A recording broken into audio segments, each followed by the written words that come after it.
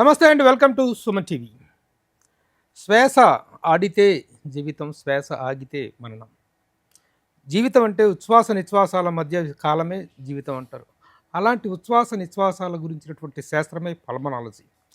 Pulmonology అంటే ఎన్నెన్నో రకాలైనటువంటి రుగ్మతలు రకరకాలుగా ఉన్నప్పటికీ కూడా ఈ పల్మనాలజీకి సంబంధించి ఎలర్జీలు, తుమ్ములు, దగ్గులు ఇలాంటివన్నీ కూడాను ఈ పల్మనాలజీ కిందకే వస్తాయి. డాక్టర్ విష్ణురావు గారు వీరపనేని సార్, నమస్తే అండి, వెల్కమ్.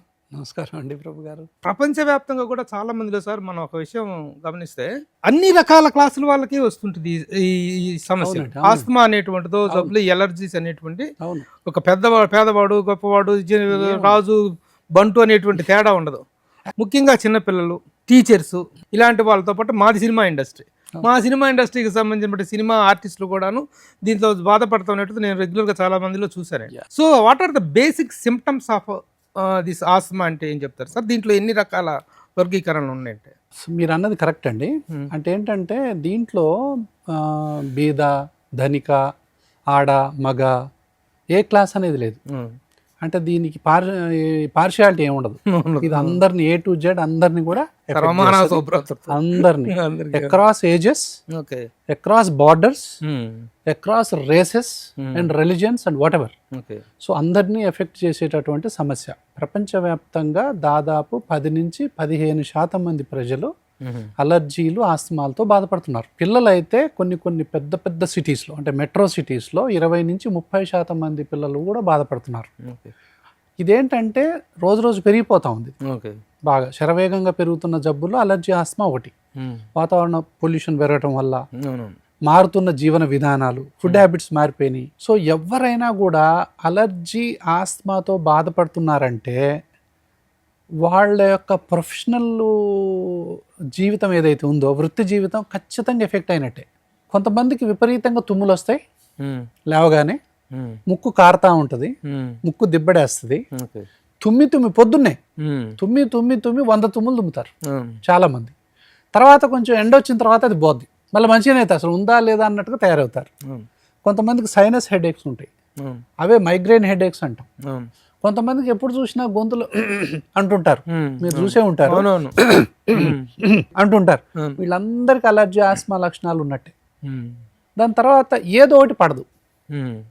ఇప్పుడు అది మేకప్ కావచ్చు, షూటింగ్ చేసేటప్పుడు ఆర్టిఫిషియల్ స్మోక్స్ ఉంటాయి కదండి, అందులో గ్లైకాల్ అండ్ గ్లిజరిన్ అని చెప్పి అవి కాలుస్తూ ఉంటే ఆ పొగలు వస్తూ ఉంటాయి. ఆ పొగలు కొంతమందికి అస్సలు పడవు. ఆ పొగలు అంటే ఏంటంటే ఇవి ఈ విధంగా మూసుకొని పోతాయి, వాళ్ళకి సెన్సిటివ్గా ఉంటాయి. అంటే ఎయిర్వేస్ ఓపెన్ ఉండాలి. ఎప్పుడైతే వాళ్ళకి అలర్జీ, ఆస్మా లక్షణాలు ఉంటాయో, ఈ తుమ్ములు, జలుబు, దగ్గు ఇలాంటివి ఉన్న వాళ్ళకి వెంటనే ఈ యొక్క ఊపిరితిత్తులు మూసుకుపోవటం అనేది జరుగుద్ది. జరగకపోవటం వల్ల ఊపిరాడదు, ఇంకా షూటింగ్ కూడా చేయలేరు కొంతమంది, అంత ప్రాబ్లం ఉంటుంది.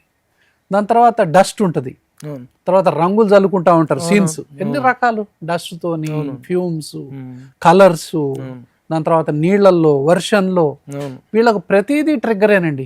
సినీ ఇండస్ట్రీలో ఉన్నన్ని ట్రిగ్గర్స్ ఎవరికి ఉండవు. వాళ్ళు నిజంగా చెప్పాలంటే చాలా హార్డ్ వర్క్, చాలా అబ్నార్మల్ వెదర్స్ లో పనిచేస్తూ ఉంటారు. తెల్లారగట్ల చేస్తూ ఉంటారు, నైట్ చేస్తూ ఉంటారు షూటింగ్స్. సో మంచు ప్రాంతాల్లో చేస్తూ ఉంటారు. ఈ అలర్జీ, ఆస్మా ఉన్న వాళ్లకు నరకంగా ఉంటుంది. దీనికి అద్భుతమైన ట్రీట్మెంట్ ఉందండి. లెస్ దాన్ 10% పీపులే కరెక్ట్ వైద్యాన్ని తీసుకుంటున్నారు. 90% పీపుల్ చాలా మంది తీసుకోరు. కొంతమంది మీరు చూస్తూనే ఉంటారు, ఇట్లా మాటి కొట్టుకుంటా ఉంటారు. అది రిలీవర్ మెడికేషన్. చాలా పెద్ద విఐపీలు కూడా రిలీవర్ మందులనే వాడుతున్నారు ఇప్పటికి కూడా. అది రాంగ్. అసలు వాడాల్సిన మెడిసిన్ ఇక్కడ, రిలీవర్ మెడిసిన్ పనిచేసేది ఇక్కడ. కట్లిప్పుకుంటారు తాత్కాలికంగా, మళ్ళీ ఆయాసం రాగానే మళ్ళీ 2 పఫ్లు కొట్టుకుంటారు. సో అది తప్పు. సో ఎప్పుడైతే వాళ్ళకు మిడ్ నైట్ ప్రాబ్లమ్స్ వస్తాయో, తెల్లరగట్ట ఊపిరాడక ఇబ్బంది పడతారో, తర్వాత అన్నం తిన్న తర్వాత కూడా కొంతమంది ఆయాసపడతారు, ఏదైనా పని చేసిన తర్వాత కూడా ఆయాసపడతారు, ఎక్సర్సైజ్ చేస్తూ ఉంటారు, ఎక్సర్సైజ్ చేసిన తర్వాత కూడా విపరీతమైనటువంటి ఆయాసం వస్తుంది, సైకిల్ దొక్కినా ఏది చేసినా కూడా. సో మేకప్ వేసుకునేటప్పుడు కానీ ఇలాంటివి, అంటే ఇట్లాంటి సిచ్యువేషన్స్లో వాళ్ళ ఊపిరితిత్తులు మూసుకునేటటువంటి అవకాశం ఉంటుంది. కాబట్టి ఎప్పుడైతే ఈ ప్రాబ్లమ్స్ ఉంటాయో దేనివల్ల వస్తుంది తెలుసుకొని దానికి తగ్గ వైద్యం కనుక చేసినట్లయితే ఈ విధంగా అవుతారు. ఈ విధంగా అయిన తర్వాత అద్భుతమైన లైఫ్ను గడపచ్చు. ఈ సిచ్యువేషన్ నుంచి ఈ సిచ్యువేషన్లోకి రావడానికి ఇమీడియట్ గా పడే టైం ఎంత అండి? అసలు what are the efforts to be? అంటే ఎంత ఈజీగా ఉంటుందంటే ఇప్పుడు ఎట్లా ఉంటుంది అంటే ఇది నేను ఎప్పుడు ఒక పాస్వర్డ్ కొడితే ఓపెన్ అవ్వడానికి ఎంతసేపు, తాళం చేయి కరెక్ట్ గా పెడితే తాళం ఓపెన్ అవ్వడానికి ఎంతసేపు, అట్లని కాదు కానీ అంత మంచి రిజల్ట్స్ ఉంటాయి. విత్ ఇన్ 1 week లో చాలా వరకు తగ్గిపోద్ది. Within 1 week లోనే. ఇన్హేలర్స్, ఏ మెడికేషన్ వల్ల? ఇన్హేలర్స్ లో ప్రివెంటర్స్ అంటాం, లేదా కంట్రోలర్స్ అంటాము, రిలీవర్స్ అంటాం. చాలా మంది రిలీవర్ అంటే టెంపరరీ రిలీఫ్ మెడిసిన్సే 90% కంటే ఎక్కువ వాడుతున్నారు. అంటే చాలా మంది విఐపీలు కూడా. ఎందుకంటే వాళ్ళకి ఏదో దొరుకుతుంది ఒకటి, ఇక అదే వాడుకుంటూ ఉంటారు. అది కొట్టుకోగానే ఎంత హాయిగా ఉంటుంది అంటే చాలా బాగుంటుంది, కానీ అది డేంజర్కు దారితీస్తుంది. ఎందుకు? ఇన్ఫ్లమేషన్ ఎక్కువైతా ఉంటుంది, ఈ పొర పెరుగుతూ ఉంటుంది, ఇది తిప్పుతా ఉంటారు. ఇది ఎంత తిప్పినా ఉపయోగం ఉంటుంది, బూడిపోయిన తర్వాత ఎంత తిప్పితే ఉంది ఇంకా. సో దీని మీద ఇన్ఫ్లమేషన్ ని కంట్రోల్ చేయాలి. కంట్రోల్ చేయాలంటే దానికి తగ్గటువంటి టెస్ట్ దేని వల్ల వస్తుందో తెలుసుకోవాలి. ఫస్ట్ టెస్ట్లు అనేటువంటి ఇంపార్టెంట్, కంపల్సరీ. ఆ టెస్ట్లు ఏమేమి టెస్ట్లు అండి? అలర్జీ ఆస్మాకు సంబంధించి one of the best laboratories in the world అనేది మనం ఉంది. అది ఎయిమ్స్ యొక్క రికగ్నిషను, దాని తర్వాత రామ్ మనోహర్ లోహియా, సిఎంసి వెల్లూర్. ఎందుకంటే అలర్జీలో ఇవి స్టాండర్డ్, వాటి యొక్క అక్రిడేషన్స్ తోని మన యొక్క ల్యాబ్ అనేది ఉంది. అంటే వీటిలో అలర్జీ ప్యానల్స్ ఉంటాయి. దాని తర్వాత ఏంటంటే ఇవి ఎప్పటికప్పుడు మనం వాటిని అప్డేట్ చేస్తూ ఉండాలి. సో వాటి యొక్క పారామీటర్స్ కానీ అవి కానీ. సో ఆ అప్డేట్ చేసినటువంటి ఫీచర్స్తోని దేనివల్ల ఈ అలర్జీ వస్తుంది. ఎగ్జాంపుల్, ఇది డస్ట్ మైట్ తోని వచ్చిందా? కామనెస్ట్ ఏంటంటే డస్ట్ మైట్ ఇండియాలో. ఈ డస్ట్ మైట్ ఎక్కడ ఉంటది? డస్ట్ మైట్ లేని ప్రదేశం అంటూ ఉండదు, ఇవన్నీ డస్ట్ మైట్లే. ఎక్కడైతే కార్పెట్ ఉంటుందో, ఎక్కడైతే మన పిల్లోస్ ఉంటాయో, ఎక్కడైతే బెడ్ ఉంటుందో, ఎక్కడైతే ఓల్డ్ పేపర్స్ ఉంటాయో, ఎక్కడైతే కిటికీలు అవి ఇవి మన అల్మర్లు అంటాం కదా, పాత పేపర్లు, వీటన్నిటిలో కూడా డస్ట్ మైట్స్ ఉంటాయి. డస్ట్ మైట్ వల్ల ఇన్ఫ్లమేషన్ అనేది దారితీస్తుంది. ఫస్ట్ చిన్న పిల్లల్లో నుంచి పెద్దవాళ్ళ దాకా డస్ట్ మైట్ వల్లనే ఆస్మా మొదలయ్యేది చాలా మందిలో. తర్వాత ఫారెన్ కంట్రీస్ లో, ఇప్పుడు ఇండియాలో కూడా పోలెన్ అలర్జీ అని వినే ఉంటారు మీరు. పోలెన్స్ వల్ల కూడా సేమ్ రిజల్ట్, ఫంగస్ వల్ల కూడా సేమ్ రిజల్ట్, ఫుడ్ అలర్జీలు కూడా ఉంటాయి కొన్ని. దాని తర్వాత కాక్రోచెస్, బొద్దింకల వల్ల కూడా ఎలర్జీ ఉంటుంది. అసలు ఎలర్జీ కారకం కాంతి ఏమీ ఉండదు. డాగ్స్ వల్ల, క్యాట్స్ వల్ల. క్యాట్ ఎలర్జీ చాలా powerful. Under the sun, including sun, anything can be allergic to anyone. Most of the people, కొంతమందికి అట్లా ఎలర్జీ. సన్ ఎలర్జీ ఉన్నవాళ్ళు వినే ఉంటారు, నాకు సన్ ఎలర్జీ ఉందంటారు. సో ఎలర్జీకి under the sun anything can be allergic. కొంతమంది, అందరికి కాదు, కొంతమందికి. సో వాళ్ళకి ఏముంది అనేది స్కిన్ ప్రిక్ టెస్ట్ ద్వారా తెలుసుకోవటం, బ్లడ్ ద్వారా మనం తెలుసుకోవటం. బ్లడ్ టెస్ట్ ద్వారా జస్ట్ 1 ml బ్లడ్ టెస్ట్ తీసుకుంటే అసలు నీకు డస్ట్ మైట్ ఎలర్జీ ఎంత ఉంది, పోలెన్ ఎలర్జీ ఎంత ఉంది, దాని తర్వాత ఫుడ్ ఎలర్జీ ఎంత ఉంది, నీకు ఏ ఎలర్జీ ఉంది అనేది తెలుస్తుంది. డస్ట్ మైట్ ఎలర్జీ ఉంది అని అనుకుందాం మనం, కామనిస్ట్ కాబట్టి. డస్ట్ మైట్ ఎలర్జీ వల్ల వాళ్ళకి మాటికి ఈ విధంగా ఉబ్బటం, ఇన్ఫ్లమేషన్ ఎక్కువ అవటం, తెమడ రావటం, నైట్ పూట నిద్ర పట్టకపోవటం, తుమ్ములు రావటం, మెట్లెక్కి ఆయాసం, ఏ పని చేసినా ఆయాసం రావటం జరుగుతుంది అనుకుందాం. వీళ్ళకి ఆస్మా వైద్యంతో పాటు, ఆస్మా వైద్యం అంటే ఏంటి, మనం ఈ విధంగా ఓపెన్ చేయటం. ఆస్మా వైద్యం ఇది ఇలా చేస్తాం, కానీ కారణం ఏంటి? Dust might. మరి రోజు ఎక్స్పోజ్ అవుతానే ఉంటాం కదా, దా డస్ట్ మైట్ నే ఒక మందుగా చేసి, లేదా ఒక చుక్కలుగా మలిచి, ఒక ఇంజెక్షన్ గా మలిచి, దాన్ని మన బాడీలోకి రెగ్యులర్ గా అప్గ్రేడెడ్ డోసెస్ లో ఇచ్చుకుంటూ పోతే నిజంగా డస్ట్ కి ఎక్స్పోజ్ అయినా కూడా అలర్జీ రాని పరిస్థితి ఏర్పడుతుంది. అంటే ఇప్పుడు బ్యూటీ ఏంటంటే అలర్జీకి ప్రభు గారు, టాబ్లెట్స్ వచ్చాయి. టాబ్లెట్స్ ఏంటి, రోజు ఒక టాబ్లెట్ నాలుగు కింద పెట్టుకుంటే డస్ట్ ఎలర్జీ విపరీతంగా ఉందండి, నాకు పొరపాటున ఇల్లు దులిపినా, పాత పేపర్లు దులిపినా, పాత ఫైల్స్, పాత ఏది దులిపినా నాకు 100 తుమ్ములు వస్తున్నాయంటే డస్ట్ ఎలర్జీ ఉన్నట్టే. టెస్ట్ కూడా చేయాల్సిన అవసరం ఉండదు కొంతమందికి. అయితే ఎంత ఉంది తెలుసుకోవడానికి చేయాలి. ఈ డస్ట్ మైట్ కి అద్భుతమైనటువంటి ట్రీట్మెంట్ ఇమ్యూనోథెరపీ అంటాం. దాన్ని టాబ్లెట్ గా, ఒక పౌడర్ గా చేసి దాన్ని టాబ్లెట్ గా చేసి, ఆ టాబ్లెట్ ని నాలుగు కింద పెట్టుకోవటం రోజు మార్నింగ్. అది 1-2 seconds లో కరిగిపోద్ది. తర్వాత 2 నిమిషాల తర్వాత మనం ఊసేయచ్చు. ఇది గ్రేడెడ్ గా, అంటే ప్రతిరోజు ఇవ్వటం వల్ల ఇచ్చి ఇచ్చి ఇచ్చి ఇచ్చి ఎంత ఇస్తామంటే దాని తర్వాత నిజంగా డస్ట్ వచ్చినా కూడా ఇంకా మనకి ఏం కాదు. What are the important tests? కావాల్సిన టెస్టులు ఏంటి, ఏ దశలో ఏ టెస్టులు కావాలి, వాటికి మీ దగ్గర ఉన్న అవైలబిలిటీ ఏంటో 1 by 1 చెప్పండి. ఒకటి ప్యానల్స్ అండి, అన్ని చెప్పాను కదా, ఎలర్జీ ప్యానల్. కొంతమందికి డ్రగ్స్ పడవుగా, డ్రగ్ టెస్ట్ చేయొచ్చు. కొంతమందికి ఫుడ్స్ పడవుగా, ఫిష్ పడకపోవచ్చు, పల్సెస్ పడకపోవచ్చు, రొయ్యలు పడకపోవచ్చు, పాలు పడకపోవచ్చు, ఎగ్స్ పడకపోవచ్చు. ఏ ఫుడ్ వల్ల ఎలర్జీ వస్తుంది, ఏ పోలెన్స్ వల్ల వస్తుంది, ఏ డస్ట్ వల్ల వస్తుంది, ఏదైనా ఏ మందు వల్ల వస్తుంది, అన్నిటికి కూడా ఎలర్జీ ప్యానల్స్ అంటాం. అన్ని వయసుల వాళ్ళకు ఎలర్జీ ప్యానల్స్ ఉంటాయి. ఇవి ఎలర్జీ ప్యానల్స్. తర్వాత ఆస్తమా టెస్ట్ ఏంటి అంటే ఇది ఎంత మూసుకుందో చూడాలిగా. ఎంత మూసుకుంది, ఇదేంది మధ్య రకంగా మూసుకుంది, ఇది తీవ్రంగా మూసుకుంది. కొంతమందికి ఇలా ఉంటది కానీ అయినా మైల్డ్గా ఉంటది. కొంత ఇది మైల్డ్ ఉందా, మోడరేట్ ఉందా, సివియర్ ఉందా, వెరీ సివియర్ ఉందా అని తెలుసుకోవటానికి పల్మనరీ ఫంక్షన్ టెస్ట్లు అంటాం. సో స్పైరోమెట్రీ అంటాం. సో లేటెస్ట్ పిఎఫ్టి టెస్ట్లు అనేవి ఇప్పుడు శ్వాస హాస్పిటల్లో ఉన్నాయి. అంటే ఏ దశలో ఉందో మనం తెలుసుకోవచ్చు, అబ్స్ట్రక్షన్ ఎంత ఉందో మనం తెలుసుకోవచ్చు. ఏంటి మరి తెలుసుకున్న తర్వాత దాన్ని గ్రేడ్ చేయొచ్చు. మీకు మైల్డ్గా మూసుకుందా, మోడరేట్గా మూసుకుందా, సివియర్గా మూసుకుందా, దాన్ని బట్టి తాళానికి తగ్గ తాళం చేయలాగా డ్రగ్ని సెలెక్ట్ చేయటం. సో మైల్డ్ ఉంటే ఒక డోసు, మోడరేట్ ఉంటే ఒక డోసు, సివియర్ ఉంటే ఇంకో డోసు. ఏ కీ పెడితే లాక్ ఓపెన్ అయిద్దో ఆ కీ పెడితేనే లాక్ ఓపెన్ అవుతుంది. ఏ పాస్వర్డ్ కొడితే సిస్టమ్ ఓపెన్ అయిద్దో ఆ పాస్వర్డ్ అన్ని లెటర్సే కొట్టాలా.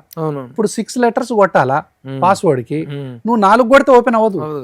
సో కంప్లీట్ ట్రీట్మెంట్ అనేది ఈ టెస్ట్ల ఆధారంగా, ఎలర్జీ దాని ఆధారంగా మనం తెలుసుకొని ఎవరికైనా సరే అలర్జీ కానీ ఆస్మాతో బాధపడే వాళ్ళకి, అంటే ఎంతకి తగ్గని తుమ్ములు, జలుబు, దగ్గు, ఆయాసం, పిల్లి కోతలు, ఆ పని చేస్తే ఆయాసం, ఈ పని చేస్తే ఆయాసం, అది పడట్లేదు ఇది పడట్లేదు అనే వాళ్ళందరికీ కూడా ఏదో టెస్ట్ చేసి, ఆస్మా టెస్టులు, అలర్జీ టెస్టులు చేసి సరి అయినటువంటి ఇన్హేలర్స్ మనం కనుక వాడినట్లయితే వాళ్ళు కొత్త జీవితాన్ని గడపగలుగుతారు. డాక్టర్ గారు, ఇప్పుడు మామూలుగా ఎలర్జిటిక్ ఈ ఆస్మాకు సంబంధించినవన్నీ కూడాను పైకి సీరియస్ అండ్ ఎమర్జెన్సీ విషయాలుగా అనిపించవు, బాగా దీర్ఘకాలంగా సఫర్ అవటం అనేది జరుగుతుంది. అంటే దీంట్లో emergency situations and emergency conditions, అంటే టు బి అడ్మిటెడ్ ఇమీడియట్లీ అనే ఎమర్జెన్సీ సిచ్యువేషన్ ఎప్పుడు రైజ్ అవుతుంది, అప్పుడు ఎవరి దగ్గరికి వెళ్ళాలి? నిజంగా అది శ్వాస సంబంధమైన బాధ, లేకపోతే గుండె సంబంధమైనటువంటిది కార్డియాలజీకి ఇష్యూనా, పల్మనాలజీకి ఇష్యూ అనేటువంటి ఒక సస్పెన్స్, ఒక గందరగోళం ఉంటుంది.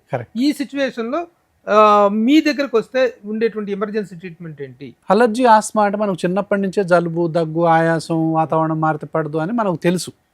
ఇలాంటి పేషెంట్ దేనికి ఒక దానికి సడన్ గా ఎక్స్పోజ్ అయితే, ఒక ఫ్యూమ్స్ కానీ, ఒక పాత డస్ట్ కానీ, ఒక పెస్ట్ కంట్రోల్ మనం సడన్ గా అంటే భయంకరమైన వాసనలకు సడన్ గా అయితేనో, లేకపోతే ఇన్ఫెక్షన్స్ వస్తేనో సడన్ గా సీరియస్ అవుతారు కొంతమంది. వెదర్ మారితేనో, ఇప్పుడు వర్షాకాలం, హ్యూమిడిటీ పెరిగితేనో అసలు ఊపిరి ఆడదు. వైరల్ ఇన్ఫెక్షన్స్, బ్యాక్టీరియల్ ఇన్ఫెక్షన్స్ వల్ల వాళ్ళకు ఊపిరి ఆడదు. వీళ్ళు హాస్పిటల్ ఎప్పుడు రావాలనేది మీ పాయింట్. ఎప్పుడైతే మాట్లాడటం అండి, ఇప్పుడు కంటిన్యూస్ ఇట్లా మాట్లాడలేరు. డాక్టర్ గారు నాకు ఆయాసం వస్తుంది అంటే మోనోసిలబల్స్ అంటాం, ఒక్క వర్డే మాట్లాడతారు. కంటిన్యూస్ గా 5-6 ఇట్లా మాట్లాడలేరు.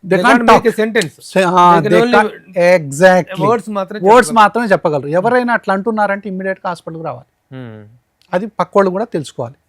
తర్వాత వాళ్ళకు నాలుక బ్లూ అవుతుంటది, గోర్లు నీలం కలర్ మారుతూ ఉంటాయి, అంటే ఆక్సిజన్ తగ్గిపోతుందని అర్థం. తర్వాత పక్కలు ఎగరేస్తూ ఉంటారు, ఇట్లా ఎగరేస్తూ ఉంటారు, పక్కలు ఎగరేస్తూ ఉంటారు, సౌండ్లు వస్తూ ఉంటాయి, పిల్లి కూతలు విపరీతంగా. తర్వాత ఇట్లా ముందుకు పోయి ఇట్లా అంటాం, ట్రైపాడ్ అంటాం, ఇట్లా కూర్చుంటారు, ఇంకా ఇట్లా కూర్చో అట్లా అంటూ ఉంటారు. వీళ్ళని ఇమ్మీడియట్గా హాస్పిటల్కి తీసుకురావాలండి. లేకపోతే ఆస్మా ఫ్యాటల్ అటాక్స్ అంటాం, సివియర్ అంటే స్పాట్లో చనిపోతారు. ఆస్మా వల్ల డెత్స్ కూడా అవుతాయి. ఆస్మా డెత్స్ అవటం అనేది అత్యంత దురదృష్టకరం, ఎందుకంటే ఆస్మాకున్నంత మంచి వైద్యం ఇప్పుడు దేనికి లేదు. కాబట్టి ఇలాంటి పేషెంట్లు ఎవరు కూడా చనిపోవటానికి వీల్లేదు. ఎవరికైతే ఊపిరి ఆడట్లేదో, నైట్ పూట నిద్ర పట్టట్లేదో, అడుగేస్తే కూడా ఆయాసం వస్తుందో, ఏం చేసినా కూడా ఆయాసం వస్తుందో, నైట్ అంతా నిద్ర లేదో, వెంటనే హాస్పిటల్కి రావాలి. ఇది ఒకటి. ఇంకోటి ఏమన్నారు మీరంటే, మరి ఒకళ్ళు గుండెనా ఇది ఊపిరితిత్తులు, ఇది చాలా మందిలో చాలా ఇది ఉంటదండి. మెట్లెక్కితే ఆయాసం వచ్చింది అనుకుందాం, వీళ్ళు పల్మనాలజీ కాడికి పోవాలా లేకపోతే గుండె డాక్టర్ కాడికి పోవాలా అనేది చాలా మంది కన్ఫ్యూజన్ ఉంటుంది. నేనేం చెప్తానంటే, ఏదో ఒకటి పడదు అంటే ఎలర్జీ అన్నానుగా, ఏ పని చేసినా ఆయాసం అని అన్నాను కదా, ఏదో ఒకటి పడని హిస్టరీ ఏమో ఈ రోజు నుంచే ఉన్నది కాదు, చిన్నప్పటి నుంచి ఉంటది, వాళ్ళ తల్లిదండ్రుల్లో ఉంటది, వాళ్ళ అక్క చెల్లెల్లో అన్నదమ్ముల్లో హెరిడిటరీ ఉంటది కాబట్టి వాళ్ళు తెలుసుకోవచ్చు. వీళ్ళు ఖచ్చితంగా ఏ ఆయాసం వచ్చినా ముందల లంగ్స్ కు సంబంధించిన డాక్టర్ కాడికి పోవటమే బెటర్. ఓకే, లంగ్స్ దేం లేదు ఇబ్బంది లేదు అంటే ఇది మెజారిటీ పీపుల్ చెప్తున్నాను. వాళ్ళలో హార్ట్ ఉండదని కాదు, మేజర్ గా కార్డియాలజీకి ఆయాసం ఎవరు పోవాలంటే ఎగ్జిక్యూటివ్ క్లాస్ ఉంటుంది కొంతమందికి. ఇప్పుడు వయసుతో సంబంధం లేకుండా అయిపోయింది, 20-30 ఏళ్ళకి కూడా హార్ట్ అటాక్స్ వస్తున్నాయి. ఎవరిలోనైతే విపరీతమైన టెన్షన్ ఉంటుందో, ఎవరికైతే వర్క్ ప్రెషర్స్ ఉంటాయో, టార్గెట్స్ ఉంటాయో, కదలకుండా 24 గంటలు ఎగ్జిక్యూటివ్ వర్క్ చేస్తూ ఉంటారో, ఎక్సర్సైజ్ లేదో, family history of heart attacks ఉంటాయో, సో ఒబేసిటీ ఉంటుందో, సో ఇట్లాంటి వీళ్ళకి అలర్జీ ఆస్మా లక్షణాలు ఎప్పుడు నాకు తుమ్ము లేదు, జలుబు లేదు, నా దగ్గు లేదు, మా వంశంలోనే లేదంటారు. వీళ్ళు కొంచెం అంత చెమటలు రావటం, నొప్పి రావటం అది ఉంటే వాళ్ళు వెళ్ళొచ్చు, లేదు హార్ట్ వైపు వెళ్ళొచ్చు వాళ్ళు. అయితే ఈ సందిగ్ధంలో ఉన్నవాళ్ళు ఎవరైతే ఈ జలుబు, దగ్గు, ఆయాసం, సైనస్, బ్రాంకైటిస్ ఇవన్నీ తెలుస్తుంటాయి వాళ్ళకు, ఇలాంటి ఉన్న వాళ్ళు లంగ్ వైపు రావటం బెటర్. శ్వాస హాస్పిటల్లో మనకేంటంటే అలర్జీ ఆస్మా అంటే అక్యూట్ సివియర్ ఆస్మాతో పాటు ఇప్పుడు కార్డియాక్ ఫెసిలిటీస్ కూడా ఉన్నాయి. సో కార్డియాలజీ కూడా అందుబాటులో కాబట్టి డయాగ్నోసిస్ అంటే ప్రాబ్లం కాదు, రిలేటెడ్ కాబట్టి మనం డయాగ్నోసిస్ లో ప్రాబ్లం ఏమి ఉండదు. సో ఏ కేసు ఏంటి అనేది, but we're more concentrated on the allergy, asthma, lung related problems. పొరపాటున హార్ట్ ఉందా లేదా అనేది కూడా మనం రూల్ అవుట్ చేయొచ్చు. ఎవరికైతే అలర్జీ, ఇప్పుడు సిఓపిడి అని ఉంటుంది ఒకటి, అంటే పొగ తాగటం వల్ల వచ్చే జబ్బుని సిఓపిడి అంటాం. సిఓపిడి ఉన్న వాళ్ళల్లో హార్ట్ అటాక్లు వచ్చే అవకాశాలు కూడా ఉంటాయి. వీళ్ళకి ఆల్రెడీ హార్ట్ కూడా ఎఫెక్ట్ అయి ఉంటుంది. సో వీళ్ళకి ఇద్దరు కలిసి వైద్యం చేయాలి, కార్డియాలజిస్ట్ ప్లస్ రెండు కోఆర్డినేషన్ చేయాలి. ఇప్పుడు మా హాస్పిటల్లో టీమ్ ఆఫ్ పల్మనాలజిస్టులు ఉన్నారు. సో ఈ యొక్క తర్వాత ఇంటెన్సివిస్టులు అంటాం, అంటే ఎమర్జెన్సీ కేసుని చేసేవాళ్ళు. సో అన్ని ఫెసిలిటీస్, ఐసీయూ ఫెసిలిటీస్ అన్ని ఉన్నాయి కాబట్టి మీ దగ్గర అడ్మిషన్స్ కూడా ఉంటాయండి. అడ్మిషన్స్ ఇది 40 బెడెడ్ హాస్పిటల్, 40 బెడెడ్ హాస్పిటల్ కాబట్టి సో మనకు అంటే ఇన్ పేషెంట్ అనేటువంటి వాళ్ళు ఎంత కాలం మామూలుగా పైకి కనిపించేదేమో చాలా సింపుల్ గా జలుబుకి తగ్గే ఉంది, లేదు కోల్డ్ యాక్ట్ వేసుకుంటే పోద్ది అనేటువంటి సింపుల్ గా కనిపిస్తుంటుంది. అవును, బట్ ఒక 40 బెడ్ హాస్పిటల్ రన్ చేయాల్సినంత రిక్వైర్మెంట్ ఉంటుందా? ఇది బాగా చెప్పారు మీరు. ఇప్పుడు అలర్జీ ఆస్మాకి అసలు హాస్పిటల్కు పోకుండా జీవితాంతం ఉన్నవాళ్ళు కూడా ఉన్నారు, కానీ క్వాలిటీ ఆఫ్ లైఫ్ ఉండదు. ఎప్పుడు ముక్కుతూ మూలుగుతూ వీళ్ళు అంటే దినదిన గండం 100 ఏళ్ల ఆయుష్ అంటాం వీళ్ళని. దినదిన గండం 100 ఏళ్ల ఆయుష్. జలుబు ఉంటది, దగ్గు ఉంటది, తుమ్ములు ఉంటది, సైనస్ ఉంటది, బ్రాంకైటిస్ ఉంటది, దగ్గుతుంటారు, ఊస్తుంటారు, కానీ హాస్పిటల్ బోరు. వీళ్ళకి ఏమవుద్ది అంటే క్వాలిటీ ఆఫ్ లైఫ్ మిస్ అయిపోతుంది. దాని తర్వాత ఇలాంటి పేషెంట్లు ఎవరైతే మాటి మాటి గొంతు సరాయిస్తారో, సైనస్ ఉంటుందో, నోస్ బ్లాక్ అవుతుందో, ఆయాసం వస్తుందో, పని చేయలేకపోతారో, పని అవాయిడ్ అన్నా చేస్తారు, పోస్ట్ పోన్ అన్నా చేస్తారు. వీళ్ళు తక్షణం హాస్పిటల్కి వెళ్ళి చూయించుకోవాల్సిన అవసరం ఉంటుంది, ఎంత మైల్డ్ ఉన్నా. ఇది మన జీవితానికి అడ్డం పడుతుందా లేదా? ఏదైనా ఫంక్షన్ ఉంది, ఫంక్షన్ పోలేం. ఏదైనా సెకండ్ షో సినిమా పోలేం. ఏదైనా ఫ్రెండ్స్ తో కలిసి సరదాగా ఏదైనా మనం ఏదో తినాలనుకుంటాం, తినలేం. అంటే ఎక్కడో ఒక దగ్గర మనకు ఒక స్పీడ్ బ్రేకర్ లాగా ఈ అలర్జీ, ఆస్మా గనక మన లైఫ్ లో ఉన్నట్లయితే అట్లా ఉండాల్సిన అవసరం లేదు. ఇప్పుడు అంత మంచి మందులు ఉన్నాయి కాబట్టి దానికి మనం హాస్పిటల్కు ఎంత మైల్డ్గా ఉన్నా వెళ్ళాలి. మరి సివియర్గా ఎప్పుడు మనం ఇప్పుడు చెప్పుకున్నాం. సో ఎంతకు గాలి ఆడకపోవటం, ఊపిరి ఆడకపోవటం, నిద్ర లేకపోవటం, పని చేయలేకపోవటం, అసలు ఏమాత్రం అటు ఇటు కదలలేకపోవటం, అట్లా ఉన్నప్పుడు ఖచ్చితంగా హాస్పిటల్ పోవాల్సిందే. సో ఆయాసపడతా ఉంటారు. అయితే చిన్న పిల్లల నుంచి మొదలు పెట్టుకుంటే, టీనేజ్ నుంచి మొదలు పెట్టుకుంటే ఎవరికైనా ఇది సడన్ అటాక్స్ రావచ్చు. దగ్గి వాంతి అయిపోద్ది కొంతమంది చిన్నపిల్లల్లో. సో ఇట్లా అన్ని ఏజ్ గ్రూప్ వాళ్ళల్లో కూడా ఈ యొక్క ఆస్మా అనేది మనం చూస్తూ ఉంటాం. సార్ ఇప్పుడు అఫోర్డబిలిటీ అనేది కూడా చాలా ఇంపార్టెంట్. ఇప్పుడు ఏ జబ్బు వచ్చినా సరే లక్షల రూపాయలు, ఇప్పుడు సివియర్ ఇష్యూస్ అంటాం, కిడ్నీలో లంగ్స్ ఫెయిల్యూర్, ఫెయిల్యూర్, ఇవన్నీ కూడాను. ఇది ఎంతవరకు అఫోర్డబుల్ మెడికేషన్? అంత కాదండి. మా హాస్పిటల్లో అంటే ఇన్ పేషెంట్ ఫెసిలిటీ ఉంది కాబట్టి 100% మంది 24 hours లోనే డిశ్చార్జ్ అవుతారు. ఇంకొక 25% 48 hours ఉంటారు. 90% 72 hours లో డిశ్చార్జ్ అయిపోతారు. 90% ఆఫ్ ద పేషెంట్స్ 72 hours లో కేవలం కొద్ది మంది 5 నుంచి 10% మంది మాత్రమే ఐసీయూ కేర్ ఉన్నా, కొంచెం న్యూమోనియాస్ ఉన్నా, లేకపోతే ఇంకా చీము ఉంటుంది, మీ దగ్గర రకరకాల ICU care unit ప్రాబ్లమ్స్ కూడా ఉంది. ఉన్నాయి. కాబట్టి వాటిల్లో కొంతమందికి వారం రోజులు 10 రోజులు, కొంతమందికి పట్టదు, అది 10% కంటే ఎక్కువ ఉండవు. సో మెజారిటీ పీపుల్ 24 అవర్స్ నుంచి 72 అవర్స్ వరకులోనే చాలా మంది తగ్గిపోతారు. ఈ అలర్జీ, ఆస్తమా, ఈ బ్రాంకైటిస్, ఈ చిన్న చిన్న మైల్డ్ మోడరేట్ న్యూమోనియాస్, ఈ ప్లూరల్ ఎఫ్యూజన్స్, ఇవన్నీ కూడా తొందరగా మనం డిశ్చార్జ్ చేయొచ్చు. దానికి మనం పెద్దగా హాస్పిటల్లో ప్రొలాంగ్ చేయాల్సిన అవసరం కాదు, పెద్ద విపరీతమైన కాస్ట్ కూడా ఏం లేదు. అయితే ఇందులో ఇన్సూరెన్స్ ఫెసిలిటీ కూడా ఉంది. కాబట్టి ఇన్సూరెన్స్ ఫెసిలిటీ ఉంది కాబట్టి అంతగా ఇది అవ్వాల్సిన అవసరం లేదు. సో ఖర్చు చాలా అంటే రీజనబుల్గా ఉంటుంది తప్ప ఏదో లక్షల్లో అయితే ఉండదు. ఓకే సార్, వీటిలో ఇల్యూజన్స్లో కానీ ఇప్పుడు దీనికి సంబంధించిన జబ్బుల్లో చేప మందు అనేటువంటిది చాలా ఇదిగా మాట్లాడుతుంటారు. చేప మందు వేసుకుంటే తగ్గిపోద్ది, ఉబ్బసం మాయమైపోద్ది అనేటువంటిది.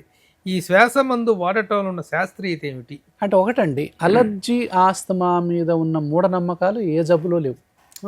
ఆస్తమాకు వాడినన్ని మూఢనమ్మకాలు ఏ జబ్బులో వాడరు. ఆస్తమాలో మార్చినంత మంది డాక్టర్లని ఏ దాంట్లో కూడా మార్చరు. ఆస్తమాలో విజిట్ చేసినన్ని హాస్పిటల్స్ ఎవరు విజిట్ చేయరు. ఆస్తమా పేషెంట్లు హోమియోపతి, అల్లోపతి, ఆయుర్వేద, యునాని, నాటు వైద్యాలు, మూఢనమ్మకాలు, మీరు అన్న చేప మందులు, అన్ని ప్రయత్నాలు చేస్తారు. ఎందుకంటే తాళం ఒకటైతే తాళం చే ఒకటైంది ఇక్కడ.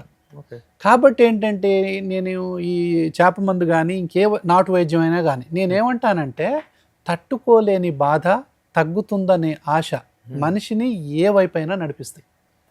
ఓకే, నడిపించాయి, బాగానే ఉంది. ఏమన్నా రిలీఫ్ ఉందా? నిజమైన ఉబ్బసం పేషెంట్లకు రిలీఫ్ ఉండదు. ఎందుకంటే నిజమైన ఉబ్బసం పేషెంట్లకు వాళ్ళకి ఈ విధంగా ఉంటుంది. కొంతమందికి మైల్డ్గా ఉంటుందండి, దానంతట తగ్గిపోద్ది, 2 రోజులు కొంతమందిలో తగ్గిపోతుంది. తర్వాత వాళ్ళకు ఒక ప్లాసిబో ఎఫెక్ట్ ఉంటే ఉండొచ్చు. కానీ ఇన్ఫ్లమేషన్ అనేది క్రానిక్ దీర్ఘకాలికంగా బాధపడే వాళ్ళకు మాత్రం ఇలాంటి ఆ మార్పు ఉండదు. తర్వాత ఎవిడెన్స్ ఏమి ఉండదు. ఇక్కడ ఏంటంటే ఇప్పుడు మనం ఇట్లా ఒకటి మనకు పీక్ ఫ్లో మీటర్ అని ఉంటుంది, అని ఊదితే 100 పాయింట్ల నుంచి 1000 పాయింట్ల వరకు ఊదొచ్చు. బాగా బలమైన స్పోర్ట్స్ ఆయన అయితే 900 నుంచి 1000 కూడా ఊతాడు. పిఎఫ్టీలో స్పైరోమీటర్ అంటాం. అంటే మనం దమ్ము చూసేటటువంటి ఇదనమాట. కొంతమందికి సివియర్ ఆస్మా ఉన్న వాళ్ళు 100 కంటే ఎక్కువ ఊదలేరు. ఈ 100 కంటే ఎక్కువ ఊదల వాళ్ళని ఆ మీటర్ ద్వారా వీళ్ళకి అసలైన టెస్ట్ పెట్టాలి. అది వాడి మీరు ఏదో అన్నారు కదా, మూఢనమ్మకం, నాటు వైద్యం, ఫర్ దట్ మ్యాటర్ ఏదన్నా కానివ్వండి, వాడిచ్చిన తర్వాత వీళ్లకు ఈ విధంగా అయితే గనక ఆ 100 పాయింట్లు ఉన్నాయన 500 పోయిందా, 600 పోయిందా, 700 పోయిందా అనేది తెలుస్తుంది. శాస్త్రీయ వైద్యంలో ఆ విధంగా ఉంది ఫెసిలిటీ. ఈ రోజు మాకు 100 పాయింట్లు ఊదాయన, 200 పాయింట్లు ఊదాయన వస్తే ఆయన 500 పాయింట్ల నుంచి 600 పాయింట్ల దాకా తీసుకెళ్ళచ్చు. తర్వాత వాళ్ళకు నార్మల్ లంగ్ ఫంక్షన్ని రిస్టోర్ చేయొచ్చు. ఇట్లాంటిది ఉన్నప్పుడు మనం దాన్ని ఏదైనా సరే నమ్మొచ్చు. అయితే నేనేమంటానంటే, మంత్రాలకు చింతకాయలు రాలు అంటారు. ఒకటి ఉందండి, అంటే ఏంటంటే ఒక లాక్ ఉంది, ఒక 5-6 కీలు ఉన్నాయి, డిఫరెంట్ కీస్. ఏ కీ పెడితే ఆ లాక్ ఓపెన్ అవుతుందో అదే కరెక్ట్ కదా. ఆ కీ ఆయుర్వేదమా, అల్లోపతి, యునానీనా, హోమియోపతియా, నాటు వైద్యమా, మూఢనమ్మకమా అనేది కాదు. కరెక్ట్ కీ పెడితే లాక్ ఓపెన్ అవుతుందా లేదా శాస్త్రీయంగా కరెక్ట్ కీ కదా ఇప్పుడు సమస్య. అదే కదా మీరు కరెక్ట్ కీ అనేది అంటే దానికి ఎవిడెన్స్ కూడా ఉండాలి కదా. ఎవిడెన్స్ ఉండాలి. అంటే నమ్మకం వేరు, మనకు శాస్త్రం వేరు, ప్రూఫ్ వేరు. అంటే నమ్మకాలన్నీ నిజాలు కావు. 100 మంది పేషెంట్లు నా దగ్గరికి వస్తే 98 మంది చేతులెత్తి దండం పెడుతున్నారంటే నేను ఇచ్చిన వైద్యం కరెక్టేగా. అదే కదా. అట్లాంటిది ప్రతి రంగం అంతే చూసుకోవాలా, దాని కొలబద్ద ఏముంది. కాబట్టి ఎవరైతే నీ యొక్క సర్వీసెస్ అని పొందారో వాళ్ళు గనక హ్యాపీగా ఉంటే అంతకు మించిన గొప్ప సర్వీస్ ఏముంటది, అంతకు మించినటువంటి నిబద్ధత ఏముంటది, అంతకు మించిన నిజాయితీ ఏముంటది. సో కాబట్టి దాన్ని కొలబద్దగా తీసుకోమని నేను అనుకుంటాను. ఈ పాయింట్ ఆఫ్ వ్యూలో మీ సక్సెస్ రేట్ మా దగ్గర 95 నుంచి 98% పేషెంట్లు హ్యాపీగా ఉంటారు.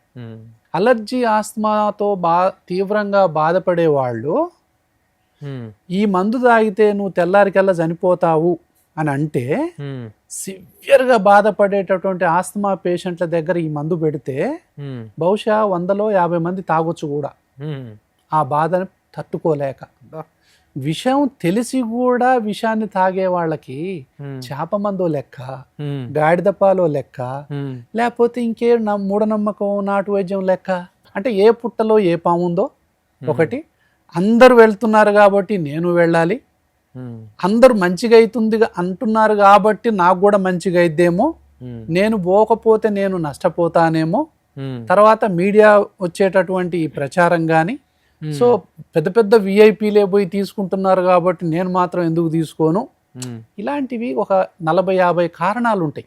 ఒక మూఢనమ్మకం వైపు, ఒక నాటు వైద్యం వైపు, అదేదన్నా చాపమందే కాదు, ఏ మూఢనమ్మకం వైపు, ఏ నాటు వైద్యం వైపు అయినా ప్రజలు మళ్ళటానికి తట్టుకోలేని బాధ తగ్గుతుందనే ఆశ, ఇది ఒక్కటే మూలం.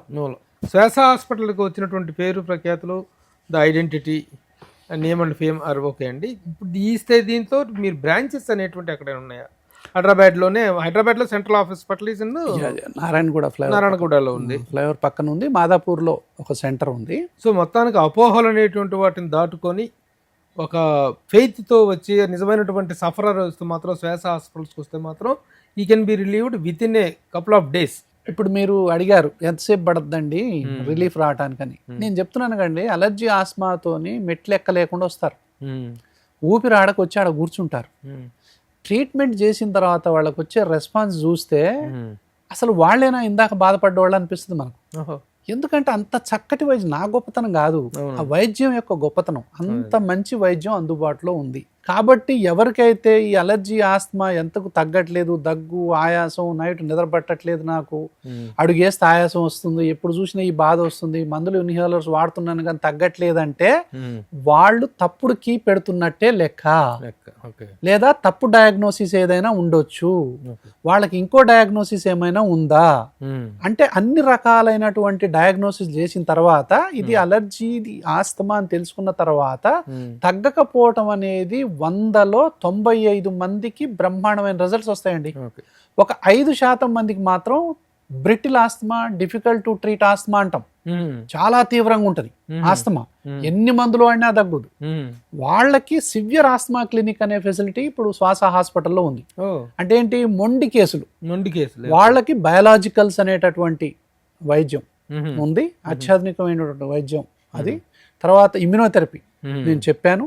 దాని తర్వాత ఈ కొన్ని రకాలైనటువంటి వాళ్ళు ప్రత్యేకంగా పరీక్షలు చేసి ఎందుకు వీళ్ళకి ఇంత తీవ్రంగా ఉంది, స్టిరాయిడ్ రెసిస్టెంట్ ఆస్తమా అంటాం, ఎన్ని మందులు వాడినా కూడా తగ్గదు.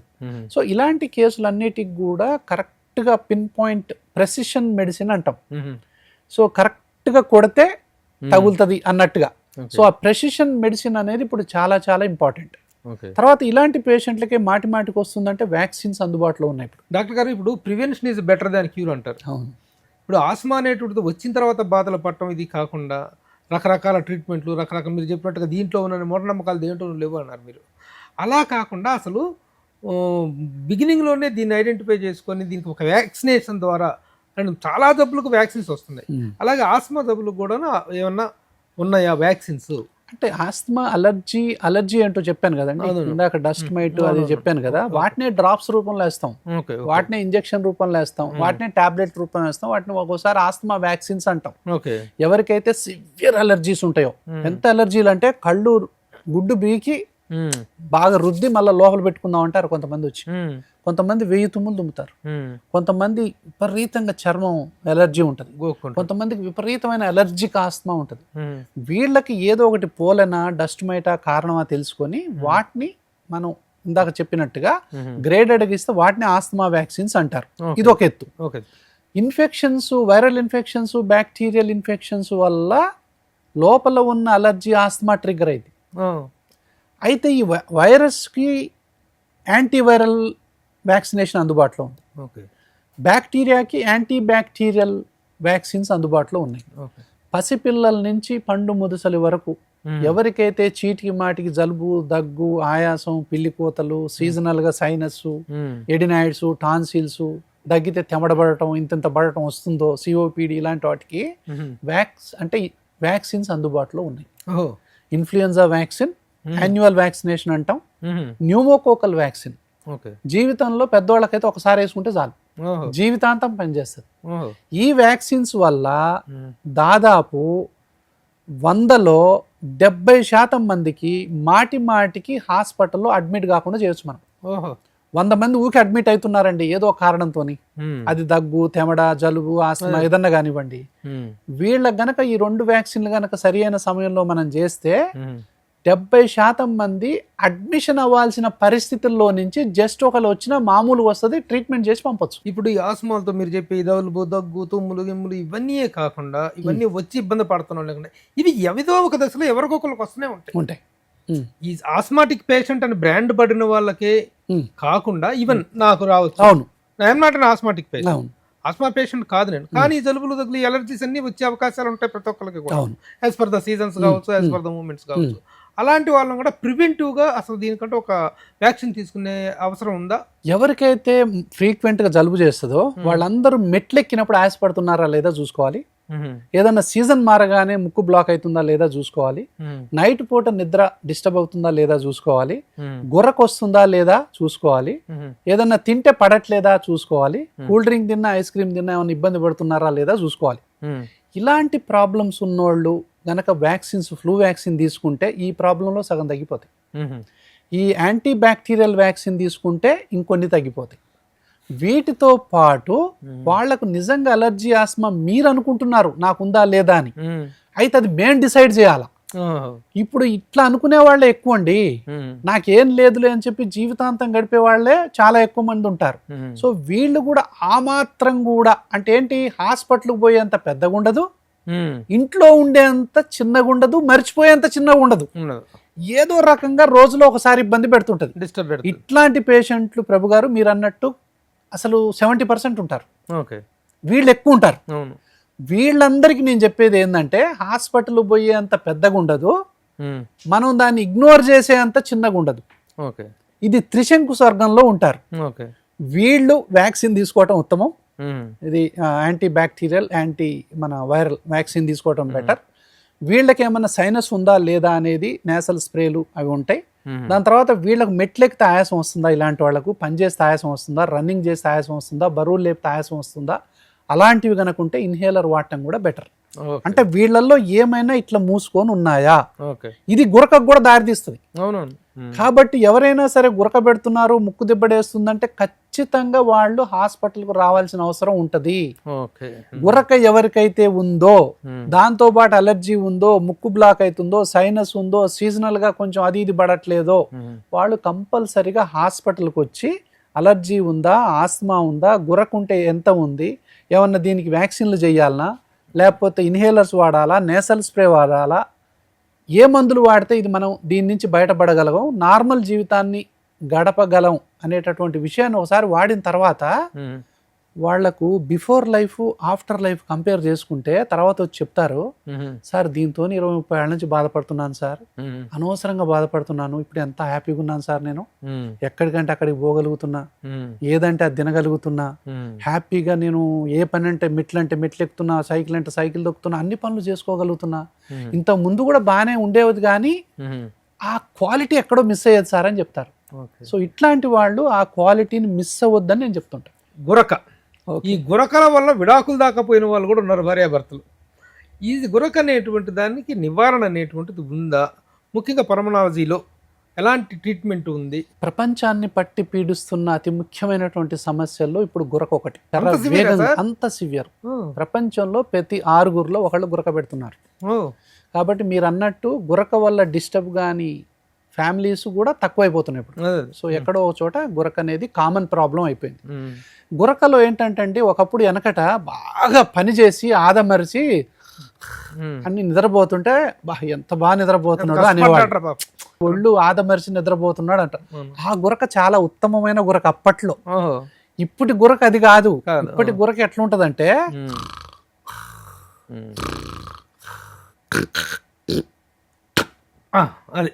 Correct sir. ఎవరికైతే ఉందో వాళ్ళు తక్షణం డాక్టర్ని సంప్రదించాలి. ఎవరికైతే దీన్ని అబ్స్ట్రక్టివ్ స్లీప్ యాప్నియా అంటాం. ఇలా 100 మంది గురక పెడుతుంటే 50 మందికి హార్ట్ అటాక్ వచ్చే అవకాశాలు ఉంటాయి. వీళ్ళు ఖచ్చితంగా డాక్టర్ని సంప్రదించాలి. గురక అనేది ఎట్టి పరిస్థితుల్లో జోక్గా తీసుకునే విషయం కాదు. ఎవరికైతే మెడలా ఉంటుందో, ఎవరికైతే విపరీతంగా గురక పెడతారో అంటే వాళ్ళు పెట్టే గురక ఎట్లుంటదంటే ఆ రూమ్లో ఎవరు పడుకోలేరు, పక్క రూమ్లో పడుకోలేరు, ఒక్కోసారి పక్కింట్లో కూడా పడుకోలేరు, అంత గురక వస్తుంది. విపరీతమైన లావు, విపరీతమైనటువంటి సౌండ్, విపరీతమైన నిద్ర పగులు పూట ఇటు పేపర్ చదువుతూ నిద్రపోతారు, టీవీ చూసుకుంటూ నిద్రపోతారు, మాట్లాడుకుంటూ నిద్రపోతారు, కొంచెం టైం లంచ్ చేసిన తర్వాత ఇలా నిద్రపోతారు, దాని తర్వాత సిగ్నల్ దగ్గర నిద్రపోయేవాళ్ళు కొన్ని వందల మంది ఉంటారు, హార్న్ కొట్టలే చావాలి, సో నిద్రపోతారు. తర్వాత డ్రైవింగ్ చేస్తూ నిద్రపోయేవాళ్ళు చాలా మంది ఉన్నాయి. యాక్సిడెంట్ అనేవి ఎక్కువగా అవుతా ఉంటాయి. సో మెల్లమెల్లగా మన్ను తిన్న పాములాగా తయారవుతుంటారు ఈ గురక పెట్టిన వాళ్ళు. వాళ్ళలో యాక్టివిటీ తగ్గిపోద్ది, హుషారు తగ్గిపోద్ది, ఫ్యామిలీ లైఫ్ లో డిస్టర్బెన్సెస్ వస్తూ ఉంటాయి మెల్లమెల్లగా, సోషల్ లైఫ్ డిస్టర్బ్ అయిపోతుంటది, ఫ్రెండ్స్ ఇంట్లో పోయి పడుకోలేరు, మీరు ఏ నైట్ అయినా వచ్చి ఇంటికి పడుకోవాల్సిందే, సో ఎక్కడ ఆగరు. సో ఇట్లాంటి social problems, family problems, economic problems, అన్ని రకాలైనటువంటి ప్రాబ్లమ్స్ ఈ గురకలో ఉంటాయి. కాబట్టి ఎవరైతే నోరు తెరిస్తే నాలుక తప్ప ఇంకేమీ కనపడదో వాళ్ళ గురక ఉన్నట్టే లెక్క. గురక ఉన్నప్పుడు, అది విపరీతంగా ఉన్నప్పుడు, దాని తర్వాత నిద్ర వస్తున్నప్పుడు డాక్టర్ని తక్షణం సంప్రదించి స్లీప్ స్టడీ అని ఉంటుంది. ఓవర్ నైట్ ఇంటి దగ్గర ఆ స్లీప్ స్టడీ చేయొచ్చు, హాస్పిటల్ దగ్గర కూడా చేయొచ్చు. అంటే నిద్రపోయినప్పుడు మిషన్ పెడతారు. స్లీప్ స్టడీ అనేది లెవెల్ 1, లెవెల్ 2, లెవెల్ 3 ఇట్లా ఉంటాయి. అవి హోమ్ స్టడీస్ కూడా ఉన్నాయి ఇప్పుడు. సో ఇంటి దగ్గర అంటే స్లీప్ స్టడీ ఏంటి అంటే మనం గురక పెట్టేటటువంటిది ఎన్నిసార్లు ఊపిరి ఆగిపోతుంది, ఇందా చూపించాను కదా ఎన్నిసార్లు అంటున్నాం, దాని తర్వాత బ్లడ్ లో ఆక్సిజన్ ఎంత పడిపోతుంది, హార్ట్ ఏ విధంగా ఎఫెక్ట్ అయింది, బ్రెయిన్ ఏ విధంగా పనిచేస్తుంది, ఇవన్నీ వస్తాయి, అన్ని వస్తాయి. స్లీప్ స్టడీ చేస్తే అన్ని వస్తాయి. మన జాతకం, నిద్ర జాతకం అంతా తెలిసిపోద్దండి. పిల్లల నుంచే గురక ఉంటది. మనం అనుకుంటాం పెద్దోళ్ళు గురక పెడతారు, 2-3 సంవత్సరాల పిల్లోడు గురక పెడితే ఇంట్లో ఎవరు నిద్రపోరు. కాబట్టి ఇలాంటి వాళ్ళందరికి కూడా టెస్టులు ఉన్నాయి ఇప్పుడు. చాలా మంది గురకలు ఏంటంటే మెడిసిన్ తోనే తగ్గిపోతాయి. లైఫ్ స్టైల్ తో తగ్గిపోయేటటువంటి గురకలు ఒక రకం, మెడిసిన్స్ తో తగ్గిపోయేటటువంటి గురకలు ఒక రకం, తర్వాత ఇన్స్ట్రుమెంట్స్ తో కంట్రోల్ చేసేటటువంటి గురకలు ఒక రకం, సర్జరీ దాకా పోయే గురకలు ఒక రకం. ఒక వ్యక్తి సడన్ గా లావ్ అయ్యాడండి, మెల్లగా గురక వస్తుంది కానీ అంత లేదు, అతనికి తగ్గాలంటే తక్షణం ఊబకాయాన్ని తగ్గించుకోవాలి, లైఫ్ స్టైల్ మార్చుకోవాలి, విపరీతంగా ఫుడ్ తినటం ఆపేయాలి, బ్రహ్మాండంగా ఎక్సర్సైజ్ చేయటం మొదలు పెట్టాలి, వాకింగ్లు అలాంటివన్నీ చేసుకోవాలి, ఏ ఫుడ్ తినాలి ఏం తినాలనేది తెలుసుకోవాలి. ఇది లైఫ్ స్టైల్ చేంజెస్ అంటాం. ఆల్కహాల్ ఉంటే ఆల్కహాల్ తక్షణం బంద్ చేయాలా, పొగ తాగటం ఉంటే పొగ తాగటం బంద్ చేయాలా, cool drinks, ice creams, junk foods ఇలాంటివన్నీ కనుక ఉంటే మనం వెంటనే తగ్గించుకోవాలా. ఈ గురక పోవాలంటే ఈ సాక్రిఫైస్ చేయాల్సిందే, తగ్గించాలి. కొంతమందికి ఎన్ని చేసినా కూడా ఈ జలుబు ఈ పోవు. ఈ జలుబు దగ్గున్న వాళ్ళు నేను చెప్పాను కదా, ఇది రెండో బ్యాచ్, అబ్స్ట్రక్టివ్ స్లీప్ యాప్నియా అంటాం. ఏంటి అబ్స్ట్రక్షన్? ఇందాక మనం మాట్లాడుకున్నాం, ఎలర్జిక్ ఇన్ఫ్లమేషన్ ఉంటది, సైనస్ ఉంది, ఎలర్జిక్ రైనైటిస్ ఉంది. ఇందులో కొంతమందికి పాలిప్స్ ఉంటాయి, ఇక్కడ సైనస్ ఉంటది, కొంతమందికి ఎడినైడ్స్ ఉంటాయి, కొంతమందికి టాన్సిల్స్ ఉంటాయి. వాళ్ళకి ఎలర్జిక్ ఇన్ఫ్లమేషన్ వల్ల వాళ్ళకు ఈ యొక్క అబ్స్ట్రక్టివ్ స్లీప్ యాప్నియా వచ్చేటటువంటి అవకాశాలు కూడా ఉంటాయి. అంటే గురక మాటున ఉన్నటువంటి దాక్కున్న అలర్జీ ఆస్తమాని గమనించి దానికి సరి అయిన సమయంలో సరి అయిన చికిత్స గనక మనం చేసినట్లయితే చాలా మందిలో గురక తగ్గిపోయింది. చాలా మందిలో మిషన్లు తీపిచ్చిన వాళ్ళు కూడా ఉన్నాం మేము. అంటే వాళ్ళు ఇంతకుముందు మిషన్ వాడుతూ ఉంటారు, కానీ ఇప్పుడు ఈ విధంగా చేసేది ఈ విధంగా చేయటం ఉత్తమం కదా, అంతే కదా. ఇప్పుడు దీని మీదే మిషన్ కూడా పెట్టొచ్చు, దీని మీద మిషన్ పెట్టడం ఉత్తమమా, ఇలా చేయటం ఉత్తమమా? ఇది బెస్ట్ కదా. సో ఇలా చేసేవాళ్ళు కొంతమంది ఉంటారు అంటున్నాను నేను. వీళ్ళు ఇట్లా అవుతారా లేదారా చూసిన తర్వాత ఎంత కాలేదంటే అప్పుడు మిషన్ తప్పదు. అది మూడో కేటగిరీ. ఇన్స్ట్రుమెంట్స్ అన్నదిగా డివైసెస్, అది సిప్యాప్ అంటాం, కంటిన్యూస్ పాజిటివ్ ఎయిర్వే ప్రెషర్ అంటారు. అంటే కంటిన్యూస్ గా ప్రెషర్ ఇస్తూనే ఉండాలి. చాలా మంది ఇళ్లలో ఇప్పుడు సిప్యాప్ మిషన్లు ఉన్నాయి. నైట్ 10ంటికి పెట్టుకొని ఉదయం 5-6ంటికి తీసేస్తారు కాబట్టి ప్రపంచంలో ఎవరికి తెలియదు. సో సిప్యాప్ మిషన్లు ఉంటాయి. సో ఈ సిప్యాప్ మిషన్లు వాడే వాళ్ళందరికీ నేను చెప్పేది ఏంటంటే వీళ్ళకి అన్ఐడెంటిఫై అలర్జీ ఆస్తమా కూడా ఉందా లేదా చెక్ చేసుకోండి అంటున్నా. ఒకటి, వీళ్ళు వ్యాక్సిన్లు తీసుకుంటున్నారా లేదా అదొకటి చూసుకోండి. సో సరి అయినటువంటి లైఫ్ స్టైల్ పాటిస్తున్నారా లేదా, సో ఇవన్నీ కనుక మనం తీసుకున్నట్లయితే గురకతో ఈ రోజుల్లో బాధపడాల్సిన అవసరం కూడా లేదు. అంత మంచి వైద్యాలు అందుబాటులో ఉన్నాయి. సో చాలా మంది కంటే గురక వచ్చే వాళ్ళల్లో ఈ అలర్జీ ఆస్తమాని కనుక తీసేస్తే సగం గురక ప్రాబ్లం పోద్ది. సో ఇలాంటి వాళ్ళకు ఎవరికైతే అతిగా ఊబకాయం ఉంటుందో 130, 140, 150 కేజీలు వీళ్లకు బెరియాట్రిక్ సర్జరీ కూడా అందుబాటులో ఉంది. సో ఈ బెరియాట్రిక్ సర్జరీ వల్ల వెయిట్ ఎప్పుడైతే కంట్రోల్ అయితే గురక కూడా కంట్రోల్ అవుతుంది. అది సెలెక్టెడ్ కేసెస్లో. సో ఇన్ని రకాలైనటువంటి వైద్యాలు ఉన్నాయి. సో గొంతులో కూడా కొన్ని ఈ లోపల మనం అంగిట అంటాం కదా, సో ఆ సైజుని దాన్ని కట్ చేస్తారు. ఈ చుట్టుపక్కల ఉన్నటువంటి టిష్యూని కూడా కట్ చేస్తారు, అంటే ట్రిమ్మింగ్ అనుకోండి, ట్రిమ్మింగ్ చేస్తారు లోపల. అంటే మనం ఎంత తింటున్నాం అంటే ఈ ఊపిరితిత్తుల శ్వాస నాళాలు కూడా మూసుకొని పోతున్నాయి. కాబట్టి ఒబేసిటీ వల్ల గురక అనేది ప్రపంచవ్యాప్తంగా పెరిగిపోతుంది. మళ్ళీ అందుకే ఇప్పుడు ఏ ఫుడ్ తినాలి, ఎప్పుడు తినాలి, ఎంత తినాలి, ఆ ఫుడ్లో ఏముండాలి, ఈ ఫుడ్లో మనకు మంచి బ్యాక్టీరియా ఉందా లేదా, ఈ ఫుడ్తోని మన పొట్టలో మంచి బ్యాక్టీరియా పెరుగుతుందా లేదా, ఇప్పుడు ఫుడ్డే మెడిసిన్ అనే రోజులు మళ్ళీ వెనకటి రోజులు ఇప్పుడు రాబోతున్నాయి. అదే గట్ మైక్రోబయోమ్ అంటాం. గట్ మైక్రోబయోమ్ ఓ పెద్ద సబ్జెక్ట్ ఇప్పుడు. అంటే మన పొట్టలో బిలియన్స్ ఆఫ్ బ్యాక్టీరియా ఉంటాయి. క్రికెట్ బాల్ సైజ్ అంత ఉంటుంది మొత్తం కలిపితే. ఈ బ్యాక్టీరియానే మనం గట్ మైక్రోబయోమ్ అంటాం. ఇదే మన మొత్తం ఆరోగ్యానికి మూలం. ఇది అనాదిగా వస్తున్నటువంటి ఒక అన్ఐడెంటిఫైడ్ ఆర్గాన్ మన బాడీలో. గత దశాబ్ద కాలం నుంచే దీని మీద శాస్త్రవేత్తలు దృష్టి పెట్టారు. మంచి ఆహారం మీదనే మంచి బ్యాక్టీరియా బతుకుతాయి, చెడు ఫుడ్ తీసుకుంటే చెడు బ్యాక్టీరియా పెరుగుతాయి. సింపుల్. థ్యాంక్ యూ డాక్టర్ గారు, థ్యాంక్ యూ వెరీ మచ్. ఇది డాక్టర్ విష్ణురావు గారు వీరపనేని చెప్పినటువంటి వివరాలు, విశేషాలు, శ్వాసకు సంబంధించినటువంటి శ్వాసే స్వేచ్ఛ అనేటువంటి ఒక అద్భుతమైన ట్యాగ్ లైన్తో పల్మనాలజీ రిలేటెడ్ ఇష్యూస్ అన్నిటికీ కూడా చాలా అద్భుతమైనటువంటి ట్రీట్మెంట్ ఇస్తూ చాలా చక్కని సూచనలు చెప్పారు. దీంట్లో ఉన్నటువంటి రకాలు ఏమిటో, దీంట్లో ఉన్నటువంటి సమస్యలు ఏంటో, ఇష్యూస్ ఏంటో అని కూడా చాలా చక్కగా వివరించారు డాక్టర్ గారు. థ్యాంక్ యూ డాక్టర్ గారు. మన ఫ్యూచర్ వీడియోస్లో ఇంకా దీనికి సంబంధించినటువంటి పలు రకాల విషయాల మీద మనం మాట్లాడుకుందాం. Thank you very much for sparing time. Thank you.